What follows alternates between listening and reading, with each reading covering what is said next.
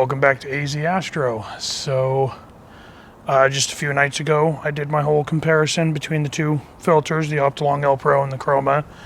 And I decided since I had my Hyperstar, my Celestron C6 with Hyperstar all hooked up, ready to go, I figured I would try to go for a Nebula that the last time I captured was in 2017.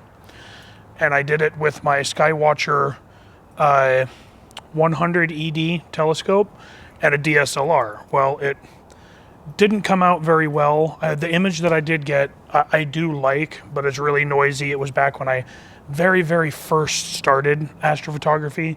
I just bought my Celestron C-Gem used. Didn't realize how out of whack that that particular mount was. But it was a really decent picture that I got. So I decided tonight, since I've got the Hyperstar out, it's a 300mm focal length, and it should frame the Horsehead Nebula perfectly. So right now I am imaging the Horsehead and Flame Nebula. This is my second night of imaging. I'm doing 30-second exposures through the Hyperstar. So I've gotten 480 exposures 2 nights in a row, so about 8 hours worth of data. If my math is right, I suck at math, so don't quote me on that, but it should be about 8 hours of data. So I just sent the telescope back to Horsehead. I just got home from work, sent it back to Horsehead, and I'm going to try to get, it's about 5 a.m. I'm going to try to get maybe another 20 to 30 minutes worth of data out of Horsehead tonight, and then I'm going to get everything stacked and see how it looks. But I'm hoping that this Horsehead image will outperform the image that I took in 2017. So right now it's doing its calibrations and auto-focusing, so I'll see you guys back in at the computer and I'll show you what the subframes look like, because they don't bring out nearly as much data as I thought they would. So it's barely visible in a 30-second frame.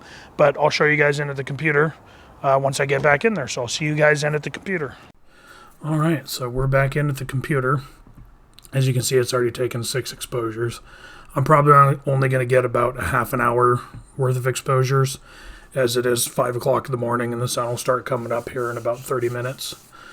But as I was telling you out there, you can see the Flame Nebula right here, and you can kind of see the Horsehead. I don't know if zooming in will do anything, but you can kind of just barely see the Horsehead right there and the Nebula. I'm hoping that I'll be able to pull all that data out with the just sheer huge amounts of data that I've gathered on it at f1.9. So I'm hoping I'll be able to pull that data out. But like I said, I don't know if you guys can see it. It's about right there.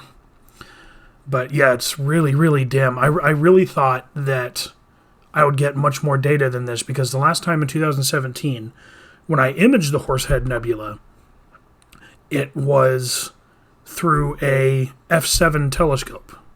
So a 715mm f7 telescope. And the data that I was getting when it would come back after a 5-minute exposure, I could see everything, the Horsehead, the flame, everything. It was all visible, very well visible. And I think that it might be because when I took that image, I was in Bortle 1 skies. So I think that the light pollution, even with the Chroma low glow filter that I currently have in the Hyperstar, I think it's still not enough to actually pull the nebula out like if there was no filter and I was in dark skies.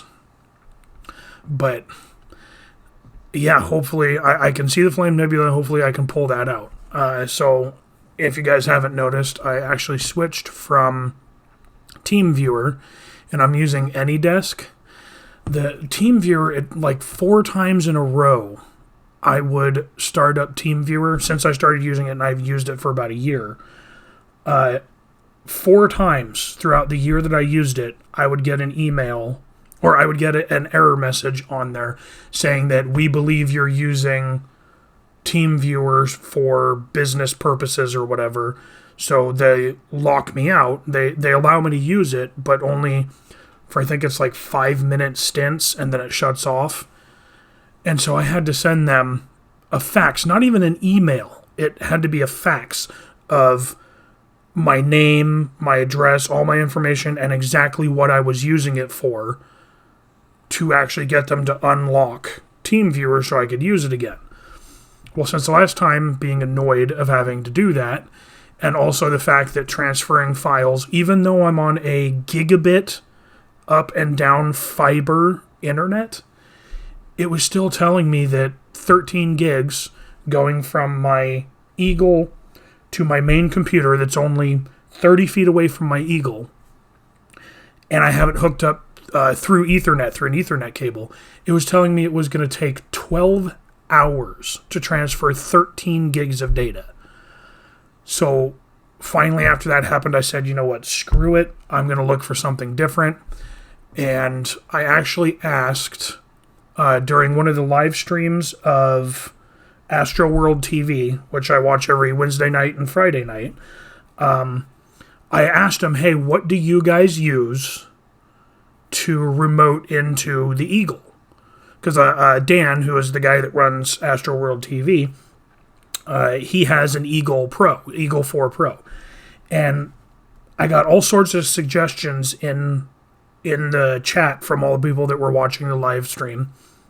And Dave even said that he uses Microsoft Remote Desktop, which would have been great, but for some reason it just doesn't like my computer, and every time that I try to remote into it, it tells me that there's already a remote connection to the computer, even though there's not, so I just said screw it.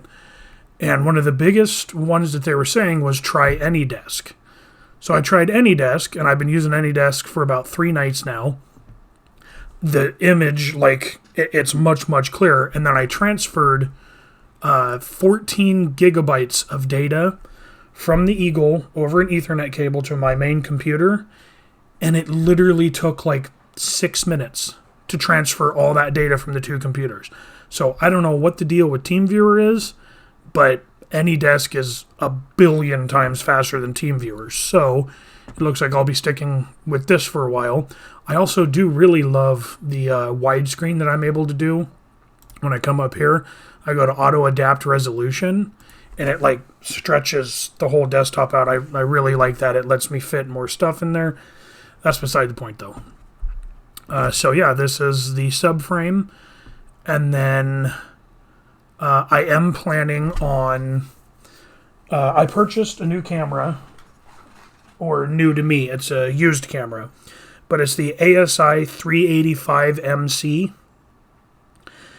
And what I want to do is probably this weekend, since I won't be able to get out to my property. I had a vehicle break down, so that's not an option for this weekend. So I think this weekend what I'll try to do is grab some images with this new camera of Jupiter and Saturn. So I have my, let me look here really quick. I have my, I don't know what brand it is. It's a 6-inch Ritchie Crichton. It doesn't have any branding on it. The only branding that I do see is on the focuser by TPO, but I'm almost positive it's not a TPO telescope. But it's a 6-inch. It's 1500 millimeters at f9. So I think what I'm going to do is hook up my my new ASI 385 MC to it. I just installed my spare Sesto Senso autofocuser onto this telescope.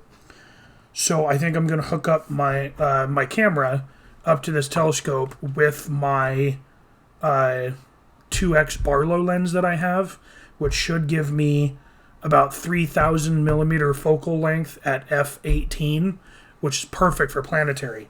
So I think my next video I'm going to try to get Jupiter and Saturn. I did do a video once last year, I believe it was, of Jupiter and Saturn. The pictures came out okay. I did it with my Celestron C6. I didn't have an autofocus or anything like that, so I was hand focusing. It turned out good for what it was, but I think having the autofocuser is going to do a way better job. So that will be the next video probably this weekend. But yeah, I'm looking forward to that. I really want to get Jupiter and Saturn again, see just how well I can get that, especially with a much better camera. Because the other camera that I was using was the QHY 5. What was it? It was that little guide camera, the 5LL-MC, little tiny, like, looked like a little vial. But this camera, the ASI 385 MC, is supposed to be significantly better than that guide camera, so we'll see what we get there. So yeah, that's where I'm going to end it. I don't know what this photo looks like yet, but I am hoping that it looks really, really good. So I will see. I'll end the video here and show you guys the end result of the Horsehead and Flame Nebula through the Hyperstar 300mm C6. So I'll see you guys in the next video. If you do like my videos, feel free to like and subscribe. It really helps me out. I also have the High Point Scientific affiliate link down below that you're more than welcome to use. Gives me a little bit of a kickback as well. Some people have already used it. I don't know who used it, but to those people, if you're still watching, thank you so much for using my link to purchase some stuff. It really does help me out in getting little things for my videos. So I'll see you guys in the next video. Until then, clear skies.